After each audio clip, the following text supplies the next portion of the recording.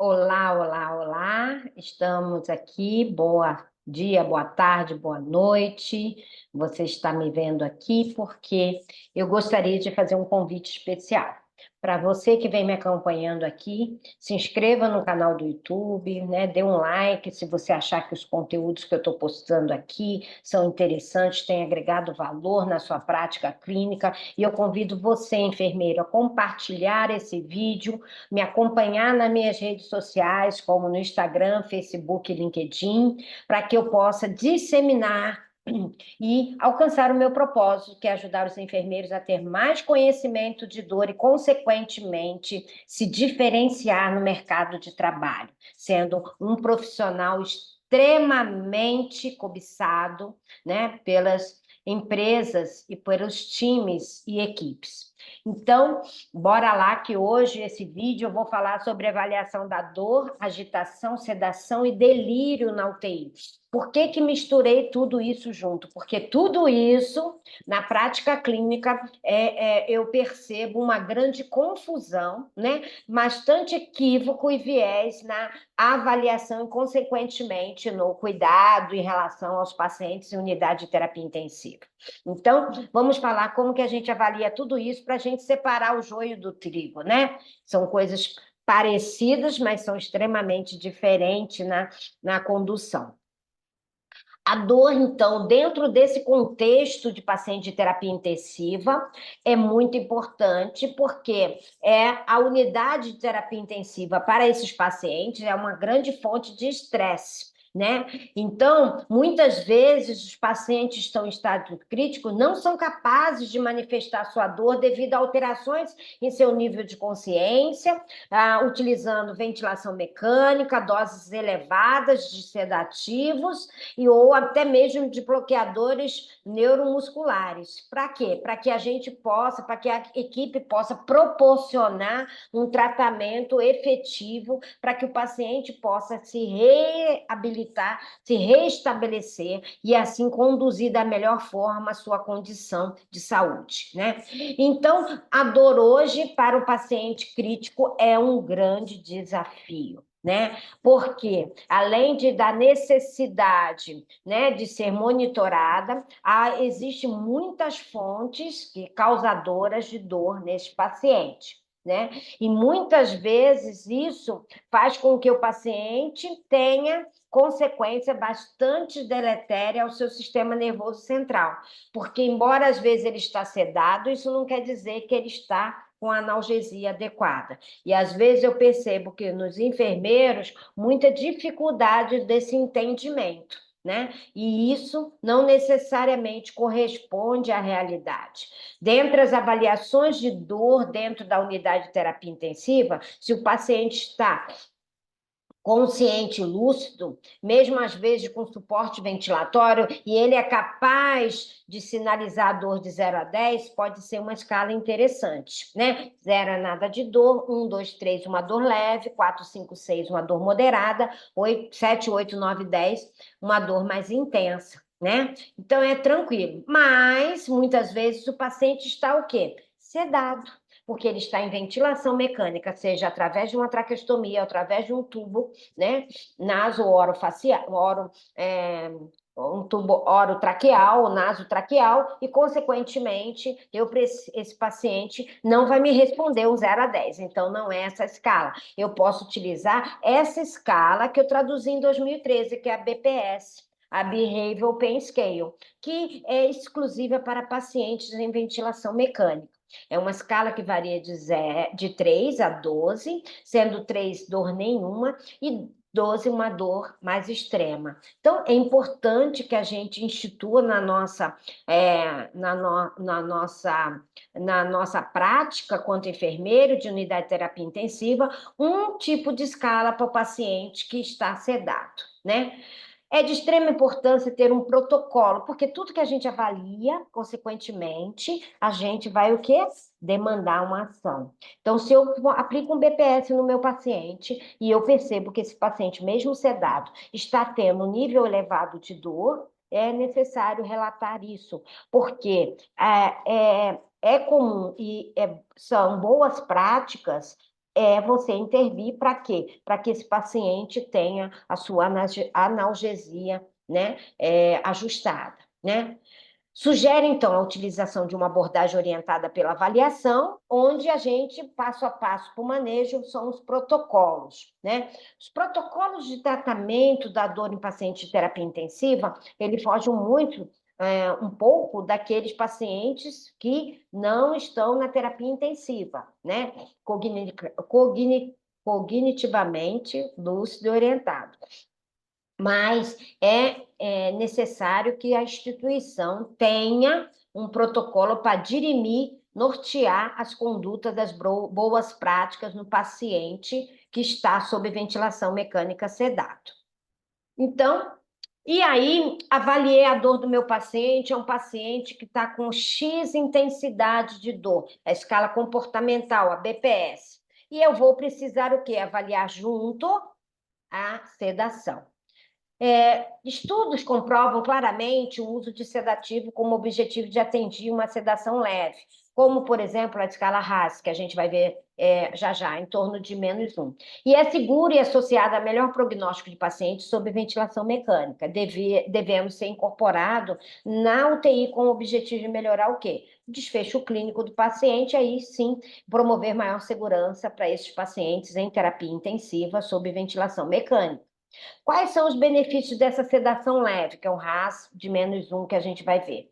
Níveis baixos de sedação gera menor tempo de ventilação, mais fácil desmamar esse paciente do respirador, menos tempo de internação, consequentemente menos tubo, menos risco de infecção. E no final dessa linha, menor mortalidade. O monitoramento da sedação, né, envolve o quê? A avaliação de forma sistematizada dentro da UTI, assim como a avaliação de dor. Os alvos de sedação devem ser estipulados pela equipe multi, o enfermeiro deve saber o que fazer com o resultado. As escalas RASS e SAS são as mais válidas e confiáveis na nossa população e nossa língua. Então, como que a gente vai ver? Vamos olhar a escala RASS. A escala RASS é uma escala também comportamental, obviamente, se o paciente está em ventilação mecânica, eu avalio a BPS e associo a RASS, por exemplo, se for essa o desejo dentro do protocolo da sua instituição. E aí tem a classificação de +4 até -5, né? E a descrição. Então, é muito importante que a equipe esteja bem orientada em relação ao que quer dizer violento, perigoso, combativo. E o que quer dizer alerta, calma. O que quer dizer não responde a som de voz, mas movimento, ou abre os olhos quando estimulação física. Então, cada ponto desse, cada score, cada intensidade, né? Quanto mais positivo é aquele paciente que está o quê? Mais acordado, disperso, provavelmente, também numa escala BPS ele vai ter dor, porque o tubo, os procedimentos, né, sonda, catéteres, drenos, tudo que envolve um paciente crítico gera dor. E quanto mais negativo, né, mais sonolento, mais profundo esse paciente está, muitas vezes até num coma induzido. Ok? Então, a RASS, ela deve caminhar de maneira sistemática nos sinais vitais quando avaliamos o paciente em ventilação mecânica. O procedimento para analisar a RASS, se observar o paciente, se ele está alerta, inquieto, agitado, ela vai estar em torno de 0 a +4. Se não estiver alerta, dizer o nome do paciente, pedir para ele abrir os olhos e olhar para você. Se ele está acordado com a abertura dos olhos, olhando, sustentada, realizando contato visual, é -1. Se ele está acordado, ele pisca, a abertura espontânea e com contato visual, mas porém breve, né? Ele não consegue se sustentar, é -2. Mas se ele é capaz de fazer algum tipo de movimento, porém sem contato, né? Mexe a mão, aperta meu dedo se você estiver me ouvindo, ele aperta, -3. E quando o paciente ele não responde ao estímulo verbal, realizar o quê? Estímulos físicos. Então, se ele realiza algum movimento ao estímulo físico, quando você estimula, é -4. Mesmo estimulando, ele não reage, é um RAS -5. Mais profundo ele está de sedação. Para que a gente possa, então, pensar que o mais rápido possível precisamos deixar esse paciente, né, desmamando para ele despertar tanto da sedação, né, e aí, conforme ele vai despertando da sedação, também vai a tendência em breve programar o desmame da analgesia, desliga a sedação pela manhã, considerar as contraindicações e adversos, como a dependência, né? Dependendo do tempo que ele ficar sob sedação, manter a analgesia sempre, né? E, caso necessário, religar a sedação em metade da dose. Isso é considerado uma boa prática pela Associação Médica de Intervencionismo Brasileira. Tem como objetivo, então, o tempo de ventilação, o risco de infecção e a mortalidade. Como menor tempo de ventilação, menor risco de infecção, menor mortalidade, como vimos aqui. As escolhas da sedação normalmente são preferencialmente com sedativos não benzodiazepínicos, tanto Propofol como a dexameditomicina, e não como os benzodiazepínicos, como midazolam ou lorazepam, para melhorar os resultados clínicos dos pacientes adultos em UTI que são submetidos à ventilação mecânica. Sugere, né, de acordo com os guidelines, a utilização de uma sedação leve, né, em vez de uma sedação profunda, em pacientes criticamente enfermos e ventilados mecanicamente. Logicamente, se a ventilação, a sedação leve estiver comprometendo o desfecho clínico, aí vai se pesando mais a mão. E o delírio, que todo mundo acha que é agitação, o delírio, e isso é dor, e se confunde, isso tem muitas discussões, né, nos rounds da UTI, que muitas vezes eu participo. O delírio, ele é um distúrbio da consciência, de atenção, cognição e percepção. Ele é caracterizado por um início agudo e flutuante da função cognitiva, de forma que a capacidade do paciente de receber, processar, armazenar e recordar informações está muito alterada. Ele ocorre em curto período, horas, às vezes dias, e geralmente é reversível. Muitas vezes, pacientes idosos, é muito comum, sob sedação, ter delírio, né? O delírio é comum em pacientes críticos, está associado a piores resultados, né? E a diagnósticos clínicos, né? Então, isso é muito comum, principalmente em unidade de terapia intensiva, né? Quais são os fatores de risco, né? De forte evidência que temos hoje nos consensos. O forte evidente uso de benzodiazepínicos, transfusão sanguínea, idade avançada, demência, que é muito comum nos idosos, coma anterior, cirurgia de emergência, traumas, o Apache e a ASA aumentados, que são os riscos, né, anestésicos, e moderada evidência, hipertensão arterial sistêmica, histórico de doenças neurológicas e medicações, uso de medicação psicoativa. Os instrumentos, então, que a gente tem a escala de sedação e junto a escala de avaliação, método de avaliação de confusão do paciente em terapia intensiva, que é o que a gente viu anteriormente. A RAS, nós já vimos, né? Então, vamos ver o que a gente tem para avaliar melhor o delírio do nosso paciente. Quais são os pacientes que devem ser usados a CAM, de delírio? O paciente em ventilação mecânica e todos os pacientes que apresentarem alguma mudança súbita do estado mental em relação ao seu estado basal. Então, você avaliou a sedação, avaliou a analgesia. Se o paciente apresenta mudança comportamental, mental, confusão, e que você suspeite de que esse paciente pode estar em delírio, aí sim opte pela avaliação através de uma escala específica, que é a CAM.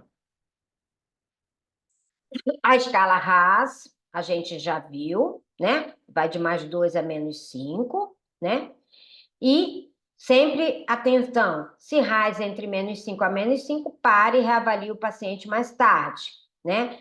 O paciente está muito sedado. E se a escala está -2 e -4, siga para o próximo passo, avaliando o paciente, né?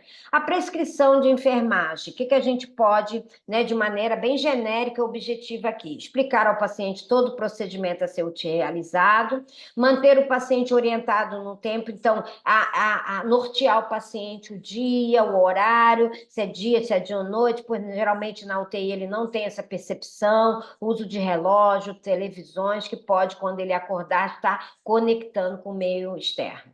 Minimizar ruídos e luminosidade excessiva, permitir o uso de aparelhos auditivos e óculos, para manter esse paciente mais, né, integrado com o ambiente, promover um ambiente calmo e familiar, pessoas próximas, prover noite de sono tranquila, né, o que é dia, o que é noite, para ele poder ter esse discernimento, né, criar alternativas de comunicação, formas e estratégias, né, mobilização precoce e prevenção de queda. Né? É evidente que a existência de um protocolo que gerencie dor, agitação, delírio e sedação é de extrema importância para o tratamento, né, de boas práticas no paciente crítico. E é muito importante que a equipe multiprofissional esteja plenamente envolvida no manejo dessas questões, na busca de melhores resultados. Então, este era realmente o que eu gostaria de trazer, é focar o que é dor, sedação e delírio, para que você possa, dentro da sua instituição, se você atende pacientes críticos em unidade de terapia intensiva, sugiro que você analise, né, as ferramentas que existem para avaliar, que sejam essas ferramentas factíveis no seu serviço e, consequentemente, você adote dentro do seu protocolo, né, que isso vai ajudar muito a qualidade do cuidado que nós prestamos a esses pacientes. Se você gostou, eu convido você a me acompanhar na rede social. Se você quiser saber e ter conteúdos, ter e-books, né, artigos, e podermos discutir mais sobre dor, você me mande aqui um eu quero, que eu vou te colocar no meu grupo, que lá eu entrego conteúdos, e-books, um monte de coisas, e está um grupo crescendo, pessoas envolvidas, enfermeiros que querem realmente fazer a diferença na sua prática. Então, um grande beijo e compartilhe e dê um like aqui para ajudar toda semana eu entrego conteúdo e aulas aqui no YouTube. Um grande beijo e até a próxima vídeo.